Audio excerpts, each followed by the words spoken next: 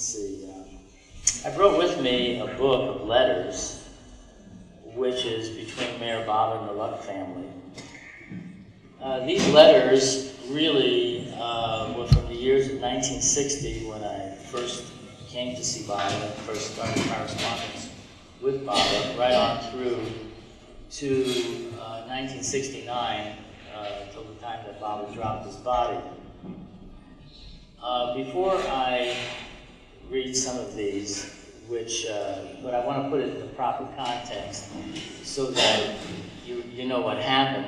Actually I have 4 books, but this one contains the ones that Baba sent to us, and the others contain the letters that we had sent to Baba, as well as the ones that he returned and answered. But those were, each book is about that thick, so it was just too heavy to take to India and bring to here, so I just took this one along.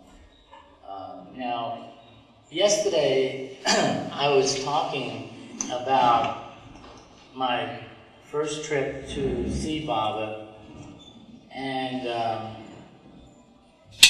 one of the things that many people had stopped to ask me about after the talk was, how did the police get involved? Well,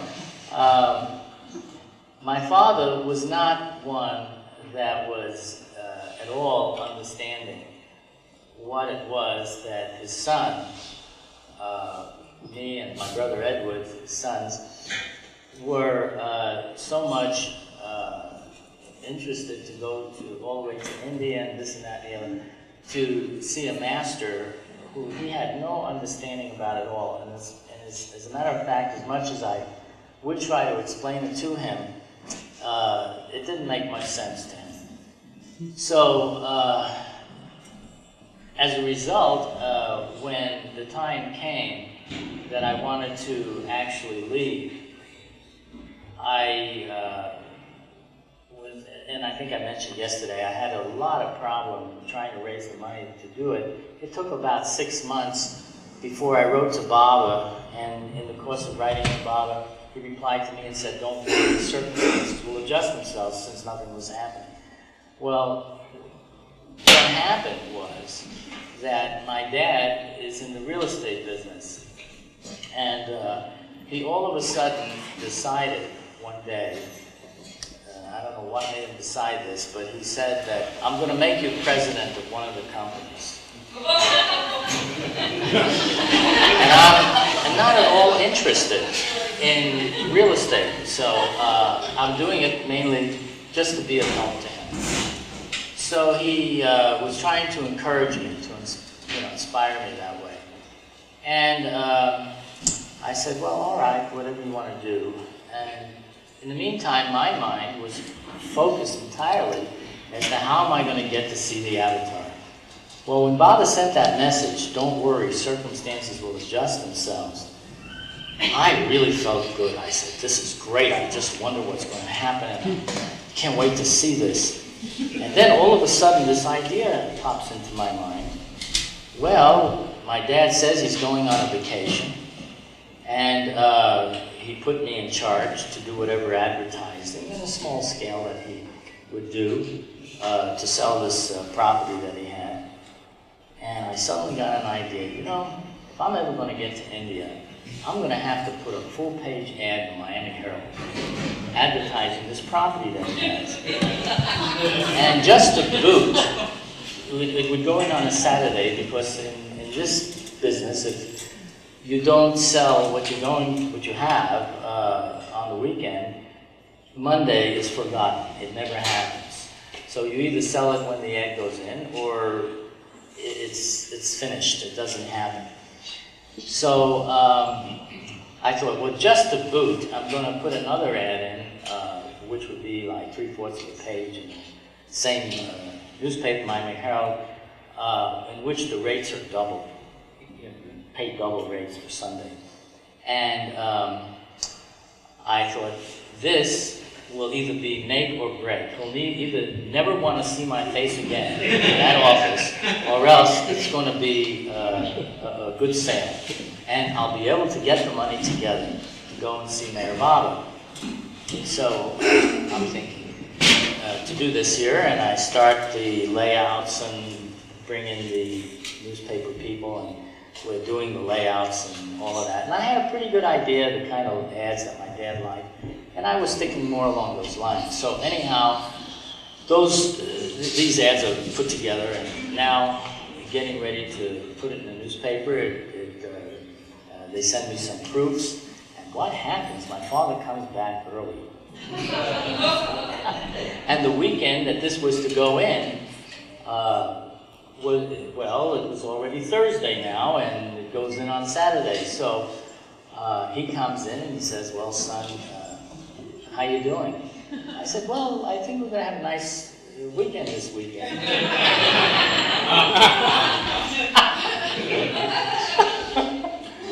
He says, "Oh, really? What's happening?" I said, "I'm putting an ad in the paper." "Oh," he says, very good. I'm glad you're interested. Very good. Can I see it?"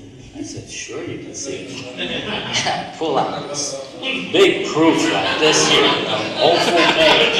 He says, "You're putting this in?" He says, I said, "Yeah, we're going to sell a lot of land this week." And I'm thinking, this is my route to bottom.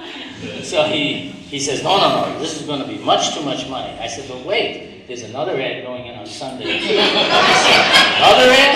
Full page?" I said, no, not full page. But it was 3/4. He says, "The rates are double. This is thousands of dollars. If this doesn't work, you're really out." So he says, "We got to cancel these ads. And I knew that he couldn't do it because it was past the deadline. I said, "All right, cancel the ad." So he told up, "Hey, cancel the ad." "No, can't cancel. It's too late. Can't cancel the ad." So then he didn't get mad or anything, so he took it in stride and says, "Well, okay, we're going to prepare everything." And we had films at the property and this and that and the other, and people were going to now come to our office in order to buy this property. So comes Saturday, and I remember that Saturday. It was 8 o'clock, everybody was there, and there was a policeman at the door. My father was also, had a great sense of the theater. Policeman at the door, and all the different maps and different things, and all the salesmen were in there, all ready, waiting for people to come. And it's 8 o'clock, and that's when it starts. Nobody is there yet, of course, it's 8 o'clock, it's okay. 9 o'clock goes by, and nobody's there. Well, it's still early. And 10 o'clock comes by, and nobody comes, and that's, getting a little later. 11 o'clock goes by, and it's 12 o'clock, and there isn't anybody there. Nobody came. So I'm thinking, I'm trying to contain myself and be poised. My father is just, sort of taking it in some stride there. And 1 o'clock goes by, and 3 o'clock goes by, and nobody comes. It was unbelievable to have that type of advertising, and nobody comes. Well, my father says, he says, "Well, this is not doing so well." Just then, a lady comes in, and we were selling 10-acre tracts at the time. And she says, "I would like to get something, but all I have is $5. Well, even then, $5 wasn't very much. You're talking about advertising and about buying property.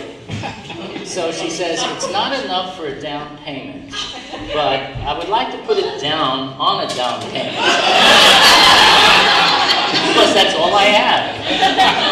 So I said, "Whatever you say, we'll do it." So that was the only thing that happened, right through 8 o'clock that night on Saturday. And we go home, and my father is a real sport. I thought he would really blow a stack. He's a real sport, he said. That's all right. We'll see what happens tomorrow. Well, tomorrow comes. Now it's Sunday. This is it. This is the last day. If they don't show up on Sunday, then it's going to be over on Monday. They'll give you another day. Well, Sunday, yes. 8 o'clock, 9 o'clock, 10 o'clock. Nobody is there. I said, this is impossible. I can't believe that nobody could come. And now I'm thinking, what's to be done? It's 11 o'clock now. It's almost 12 o'clock. I'm looking at the hands of the clock. And all these salesmen are there. The policeman is at the door. I'm sitting back, and I look at the clock, and it's just about 12 o'clock. And I said, in my mind, I directed my thoughts straight to Bob, and I said, Bob, if you want me to get to see you, you're going to have to perform a miracle right now. And I know you don't like to perform miracles. If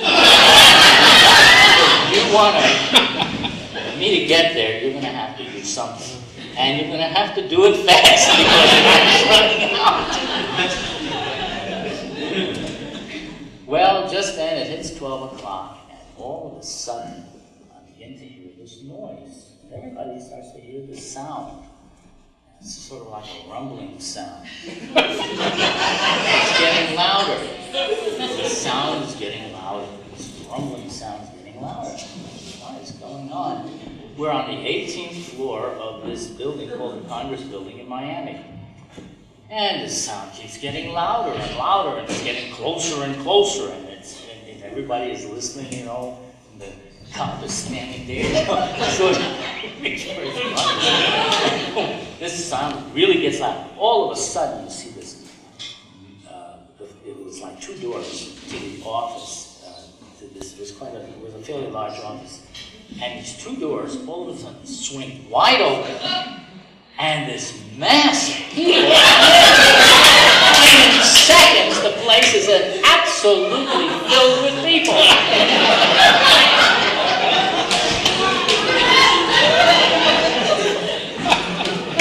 And everybody wants to buy anything and everything that there is. They say, what do you have? We'll buy it.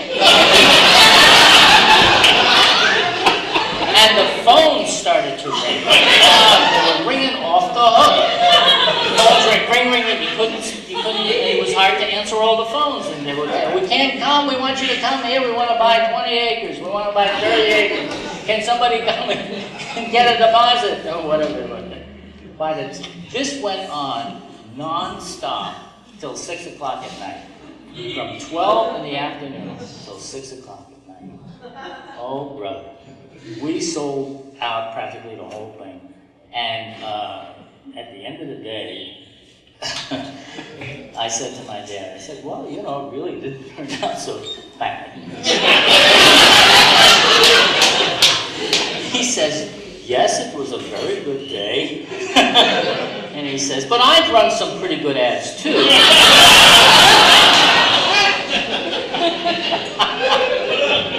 I have only one thing in mind. I want to get to see the Avatar. This is what the whole thing is about. So I just can't wait to say it to him. I said, well, Dad, you know, I want to make a trip to see Baba, and I wanted to feel that I had earned my own way in this. And so that's one of the reasons why I did this, you know. The main reason was that I wanted to get to Baba, and now I'd like to, you know, get your consent, permission to be able to go. So he says, oh, well, money was never the object. I said, it wasn't? He says, no, it's the principle of the thing. So I said, well, you mean that even though I learned this and, you know, did this, that you would still object? He said, well, of course, absolutely. It's the principle of the thing. I said, it would be a great waste of money to go anywhere like that, you know. The man says he's God and you're going to go just like that. A lot of people say things. So I said, well, in this case, this is something that is special to me, and I believe it, so I have to go there and I have to see for myself. So he was flat out refusing, just flat out refusing. And I thought, oh my goodness, I did this whole thing. And it didn't amount to anything as far as he was concerned. So I said, well, anyhow, I feel okay to myself. So the next day, I spoke to my brother Edwin, and I said, Ed, we're going to go, but we're not going to tell anybody, and we're not going to tell Dad, and we're just going to go. So he says, fine, ready to go. I said, what I'm going to have to do, I'm just going to have to do everything on the quiet. I'm just going to go to the bank, take out what I need for my tickets. We'll take out what we need for the expenses, and we'll just disappear. So that was our plan. And within a few days, we were off.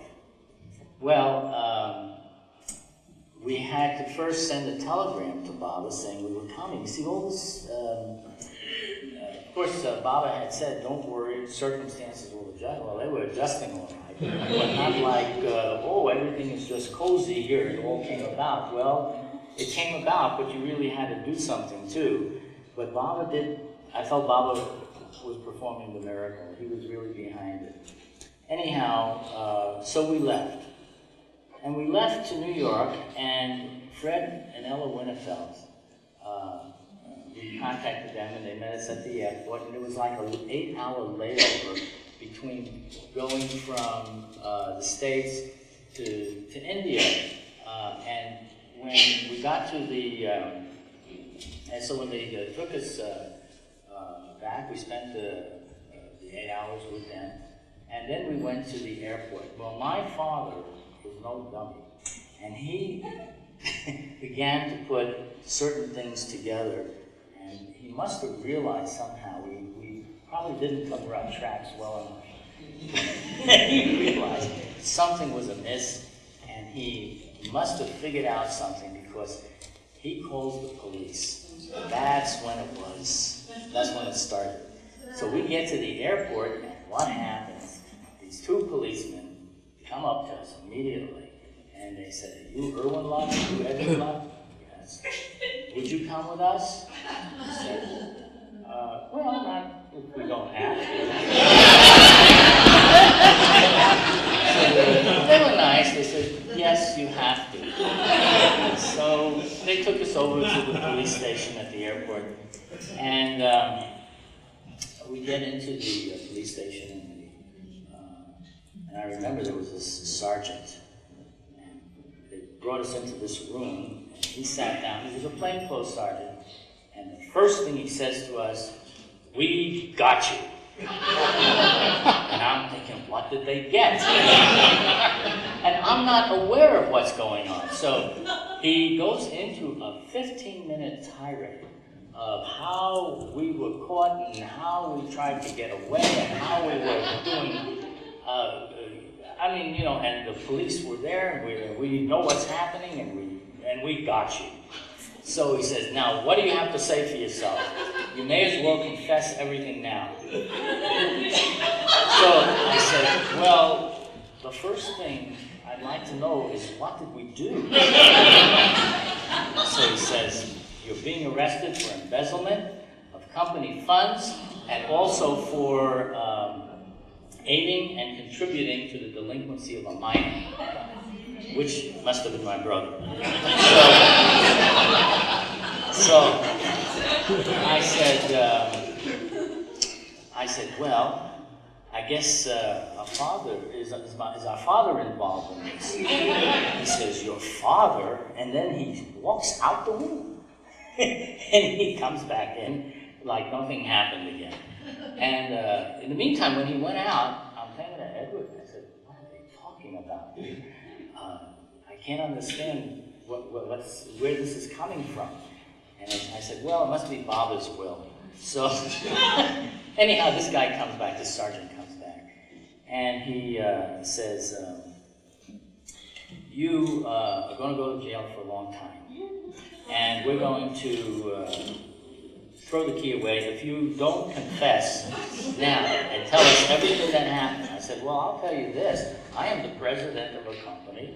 I decided to make a trip. This is my brother. He's going. He is 20 years old. He's going to be 21 soon, and if I wouldn't be going, he would be going himself. We're both brothers, we decided to go together. Since we're going to the same place.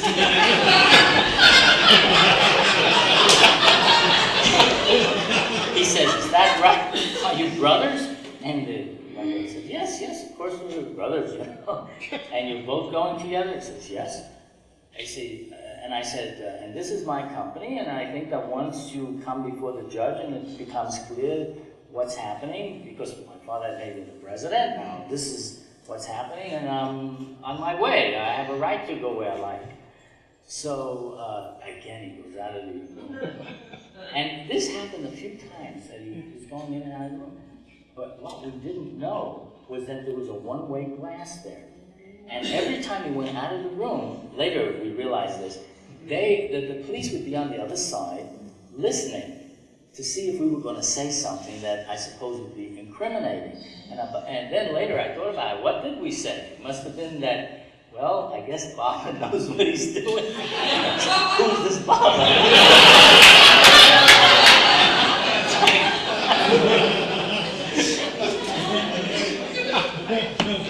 Well, now he comes back into the room again.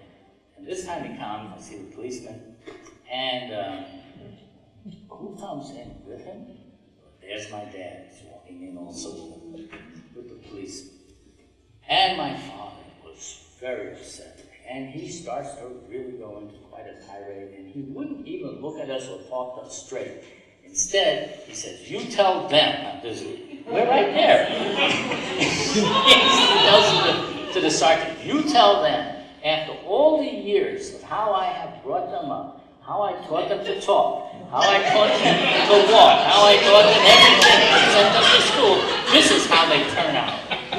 So, the policeman says, well, what did they do? Anyhow, the long and the short of it was that things began to calm down. And the police were going like this. And there were so many of the police that would keep coming in. It was like a 3 and 4 would come in to listen, and then there would be another group that would come. This whole thing, and Baba's name kept coming up all the time because we were going to see Mayor Baba. Finally, the sergeant says, why don't you wait outside? So we go out, and then he comes out, and he says, you know, we're very sorry about this whole thing. He says, you free to go and do whatever you like, but he says, do us one favor. I said, what's that? He says, next time, don't get him so upset. Well, in the meantime, we're still focused. We still want to get to Baba. And it was at that point that my brother, because of my father's feeling of distress, my father said this. He said, look, I'll finance one expedition, that's what he called it, but I'm not going to do 2. And your brother didn't do anything to go, and I'm not going to do it for him. So, but Baba had already said that we should both come together. So I said to Edward, look, there's no way I'm going unless you can go too. And if we have to wait a little longer, so we'll wait a little longer, we'll get it together again somehow, and we'll go. And he says, no, I don't want to do that. I want you to go. And what I'm going to do is go back with him, with Dad, and just calm him down. And you'll just sort of prepare a place for me, and I'll go, but it won't be right now. I said, well, I don't think we should do it like that because Baba said that we should come together. He says, yeah, but he's too upset and everything, and he says, I'm going to go back with him. I said, well, if you really insist on that, then I will go ahead myself, and we'll just work it out for later. But are you sure that's what you want? And he said, yes, that's the way he wanted to do it. So, okay, so that's when I got to see Baba, and that's when Baba asked, where is your brother? He began to get this experience of Baba's presence so intense and so strong that he told me that when he would walk down the street, people would just turn around, you know, as if you might if Baba had walked when Baba would walk down the street, people oftentimes would turn around like, who is that person? They would feel something. But in this case, Baba's love and the intensity of his atmosphere was so strong that my brother, wherever we would go, in fact, if he went when he would go to the beach, the children would come up to him. And these were like strange children that we didn't know then.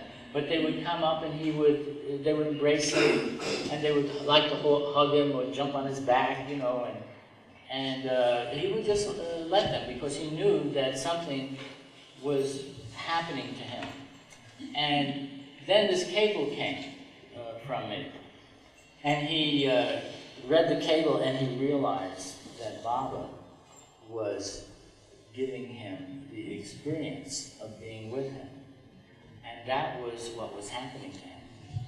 So that lasted up till the time that I came back, and then that experience began to fade away.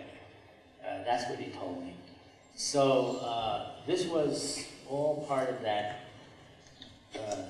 incident that occurred. Now, when I got back from this trip, well, actually, I should tell you more about what happened during the trip. Being with Baba was a confirmation to me that he was the avatar. I had gone there for two reasons. First of all, I felt from everything that I had read that if anyone could be the avatar, it sounded like he was, because I never read anything that was so answered so many of my questions, and at the same time felt right and had so much love as Baba did. But he really did, in seeing Baba, it didn't take me long to feel that he was everything he said, and maybe much more. My mother, who's a very sweet lady, very, very sweet lady, and quite the opposite of my dad,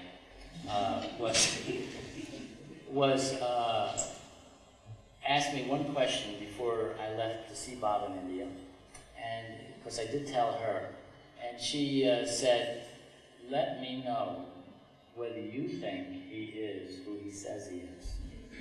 And I sent her a telegram from India when I was with Baba then, saying that to answer your question of whether Baba is, he is much more.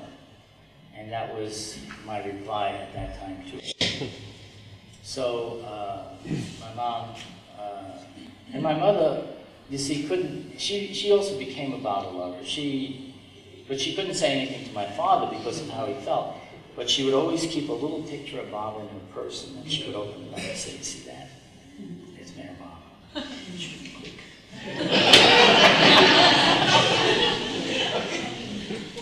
As time went by, it was very difficult for her because she was always afraid of driving on the interstate or, these highways in the city. She didn't like that because she would be afraid of the road.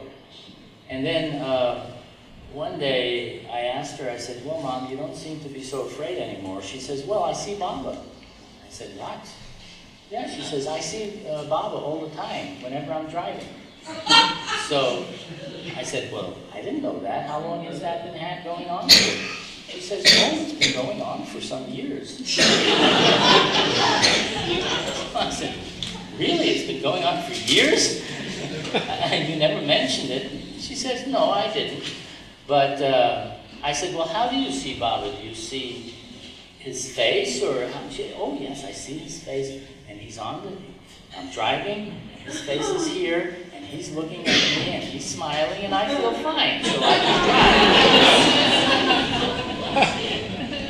Well, and this can, and every so often over the years, I would ask her, "Do you still see Baba?" She says, "Yes, whenever I drive." So I said, then one day she tells me something. She says, "Irwin, something happened today." I said, "Well, what's that?" She says, "I didn't see Baba. I was driving and I didn't see Baba." He said, "You didn't?" He says, "No, and I don't understand why I didn't see Baba."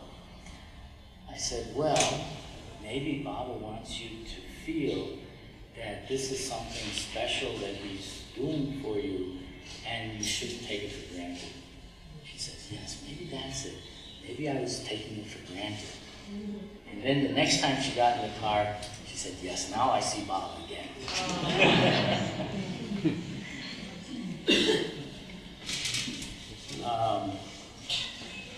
Just see this here. I want to read a letter that Baba had sent to me. And the question of how to love him comes up quite often. Many lovers, old lovers, new lovers, never sure if they love Baba. And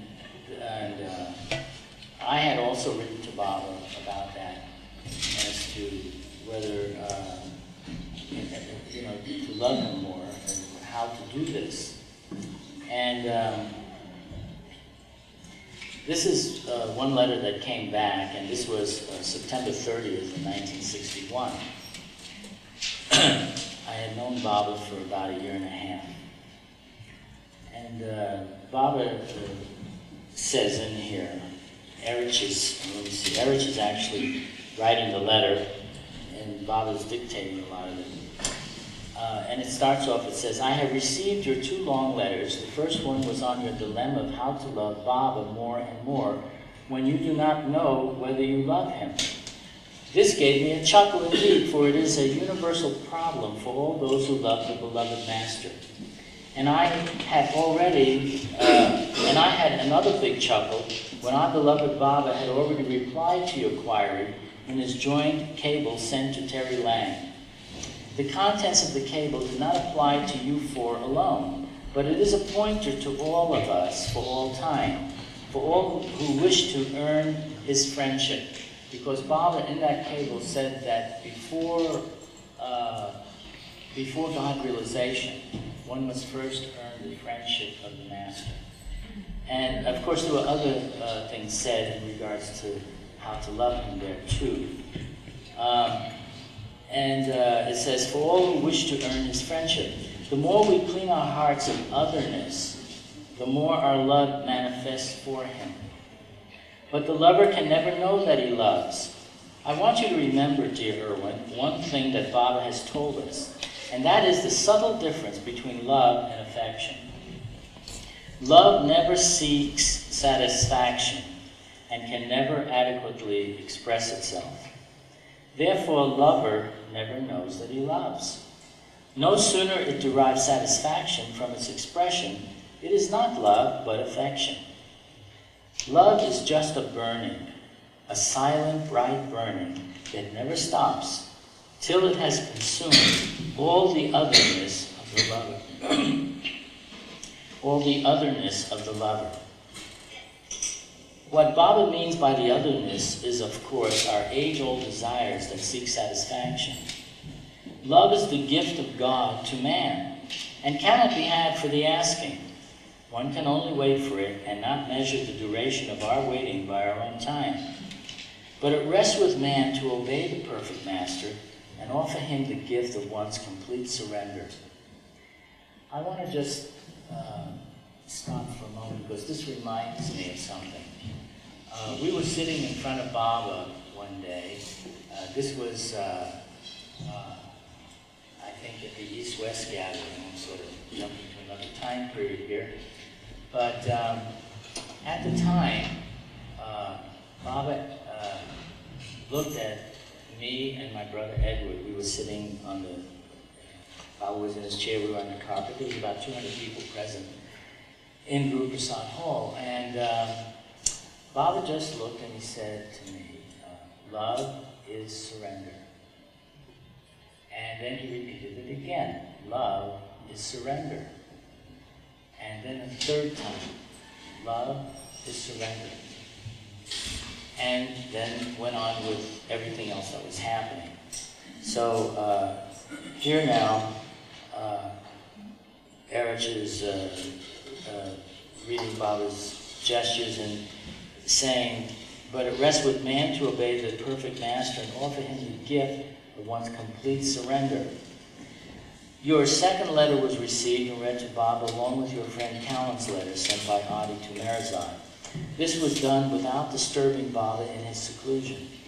Baba was touched with the content of your letter, particularly your determination to keep on good terms with your father as Baba wished, even when you were sorely tried in your heart. Oh boy, I remember this. Even when you were sorely tried by his actions of throwing away the things so precious to your heart. Well, what had happened when I came back from India the first time, during that first visit, Baba gave me a scarf. He gave me a scarf and he gave Edward a scarf. These were two gifts that he gave to us, and he said that we should treasure them. Well, we did, and you know, I would keep it, and it was, you know, kept as Baba's gift to us. And one day, and we also had quite a few letters that had come in that year of 1960, up till the time that we were with Baba. And what happens is my father comes into my room one day, and he is so upset, you know, with this whole Baba thing. And he decides, when I'm not there, and when Edward wasn't there, somehow he found my scarf, and he throws it into the bay, which was behind the house, along with all the letters that Baba had sent, you see, at that time. So it went all into the bay. The next scene is me and Edward diving into the bay, trying to find, you know, whatever there was, and it was too murky, you couldn't see anything. So I thought that, well, I better tell Bob about this, which was, what now, 15 minutes? Okay. So I thought, well, I better write to Bob and tell him, you know, what happened, because I mean, I didn't feel horrible or terrible or anything. I just felt it was beyond my control. And there was nothing I could do about it, but I better tell the Avatar. So now Bob is replying to this, you see. This is his reply. Baba was touched by the content of your letter, particularly your determination to keep on good terms with your father as Baba wished. Because I didn't really get upset with my father about it. I figured, well, if I was him, maybe I'd feel the same way, I would have done the same thing. But I'm not him. So, to keep on, even when you were so sorely tried by his action of throwing away the things so precious to your heart, we can imagine how it must have wrenched you to have lost that scarf given to you personally by Baba. But dear Irwin, Baba wants me to tell you that in your having lost the scarf, you have won a greater warmth and closeness in Baba's love, because you have pleased Baba and not hurting your father's feelings when you yourself were so sorely hurt. The scarf can be replaced someday again with an added blessing from Baba. The old scarf has served its purpose in helping you test your own obedience to Baba's wish.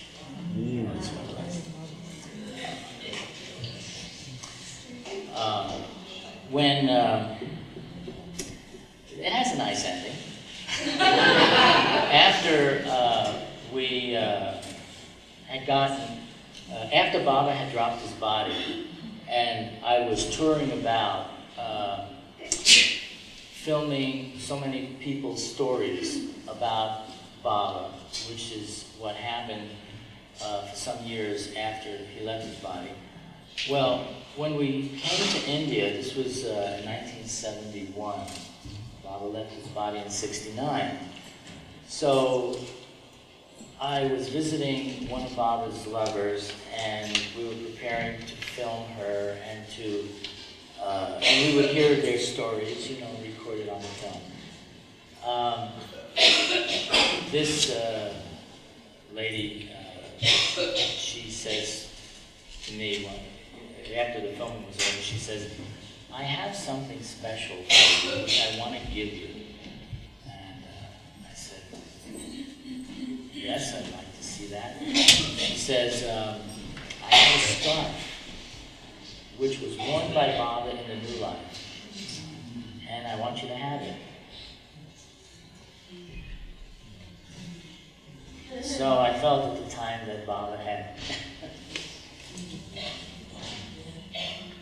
he had done that. And I still have it till this day. It's a beautiful, nice scarf that he wore. Of course, it's a treasure now for us, to have that. And it has his love and his touch in it. So I feel that Baba had done that. He had carried out what he had asked, what he had said. I mean, he didn't say here that he was going to do it for sure, but he went ahead and he did it anyhow. Now, it goes on and says here, whether you are able to love Baba and love him more and more or not more, whether you are 100% able to obey his instructions, or whether you can only struggle to do it, what Baba wants you to remember is that he loves you very dearly and that he is pleased with you, and he wants you to make him your constant companion. Remember him as constantly as possible without worrying your head over it, and then leave the rest to him.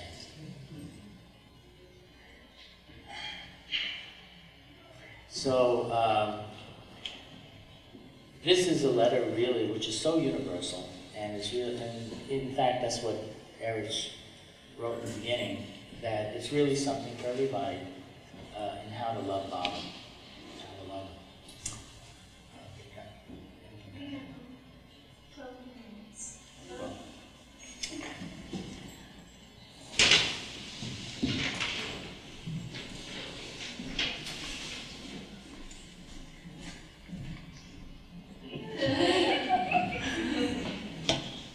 I had written a song. It was actually a poem that was sent to Baba many years ago. And in this poem, it was called The Wondrous One. And my poems to Baba, actually my letters to Baba, I'm sorry I don't have my copies of some of the letters, I might read you one of them. And it was difficult to write to Baba, just to say, you're not writing just to another person, how are you? Are you feeling all right? You're not going to write letters like that. It was all an expression of love, and the longing of the lover to gain union with the beloved, to experience the divine being, the divine aspect of yourself and the beloved as one, where the otherness, all the sense of separation that would exist between yourself and the one you love disappears. This otherness makes us one with God, makes us become God when the otherness is gone. There is no otherness, there's only one. You as the divine beloved in the end. But till then, it's a divine romance in which you seek to win the heart of your beloved, and then the beloved reveals himself in the end, and you get to see that you and the beloved were always one and the same, and that you are everywhere, you are in everything, you're all that you had ever idealized your beloved to be. And to find God, so anyhow, these poems or these letters that I would write to Baba were always along these lines. And even though there were times, other things, like if Baba gave certain orders or instructions, well, then we would deal with that in a very meticulous and practical manner, which makes me have to read to you the one line in this letter that I left out. Because it had nothing to do with the rest of everything that was being read on how to love God. But it shows that Baba was very practical too in everything. And one of this line, I'm going to read it to you. It's I had to do it in order that Baba had given to me, that I should take a bath every day. I was normally not inclined to do so. So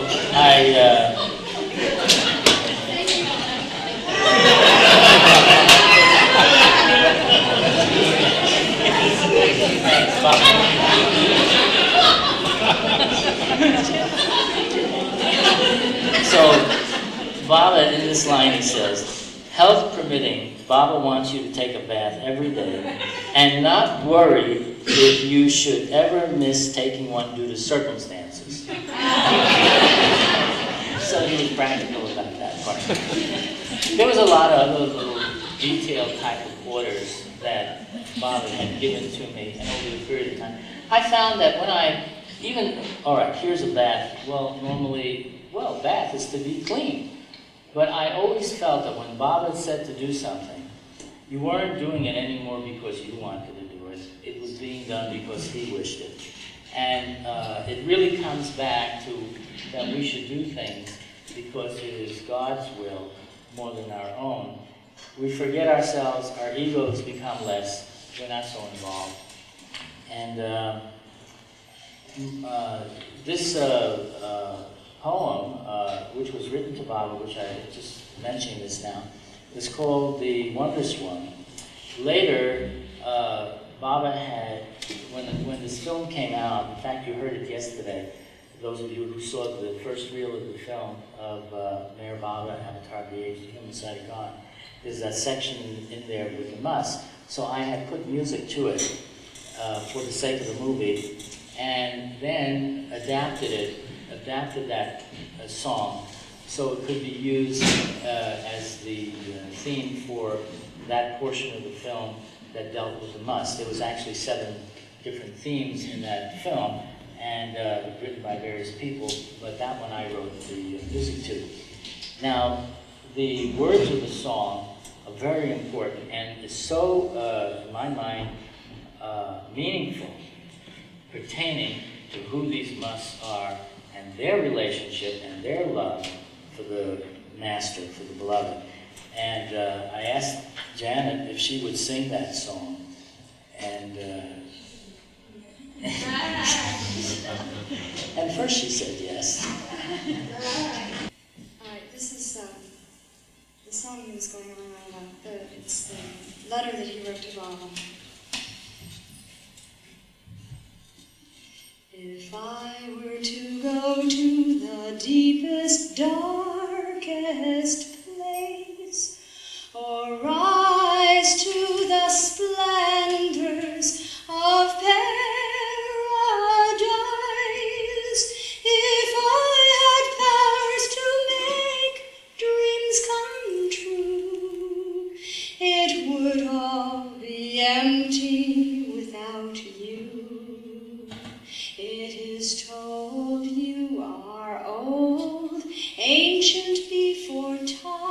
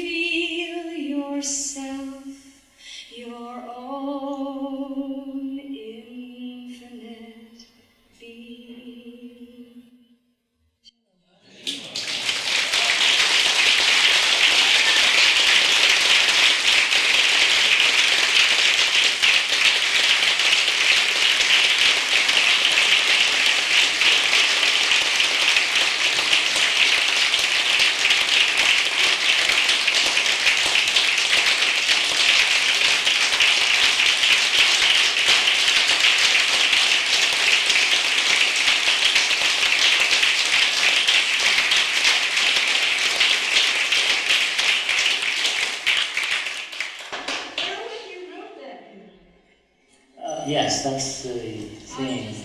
Unfortunately, since I saw that, from the beginning, I actually didn't know. I knew it was Janet's voice. This I did. It could have been anything but Actually, the name of the Wondrous One was a name that one of Baba's really great lovers, who was the original publisher of the Awakener magazine, always, when he would write to Baba, he would call him the Wondrous One. And I remembered that, sort of dedication to his love as well. But the muss, this was the muss. They were just totally and absolutely intoxicated in love with the beloved, and they would recognize him when he would come. It was one of Baba's greatest moments when he could be with such lovers as these monks. He would go to any length, any difficulty, any extreme, go anywhere to find them and to to make that contact. And he would give them a great push forward and also use them for his work for humanity. But it was their love for him that was so pure and so complete and so absolute that even the heart of God couldn't resist. If Muhammad won't go to the mountain, then the mountain will come to Muhammad. And that's what happened with the Mas. Is that? Jai Baba.